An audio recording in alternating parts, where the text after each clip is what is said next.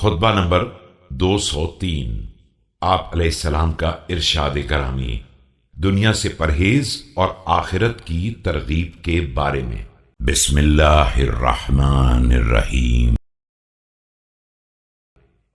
أيها الناس إنما الدنيا دار مجاز والآخرة دار قرار فخذوا من ممركم لمقركم ولا تهتكوا أستاركم عند من يعلم أسراركم۔ لوگو، یہ دنیا ایک گزرگاہ ہے، قرار کی منزل آخرت ہی ہے، لہذا اس گزرگاہ سے وہاں کا سامان لے کر آگے بڑھو اور اس کے سامنے اپنے پردہ راز کو چاک مت کرو جو تمہارے اسرار سے باخبر ہے۔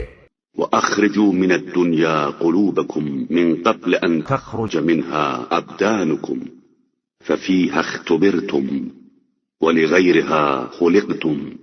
دنیا سے اپنے دلوں کو باہر نکال لو قبل اس کے کہ تمہارے بدن کو یہاں سے نکالا جائے۔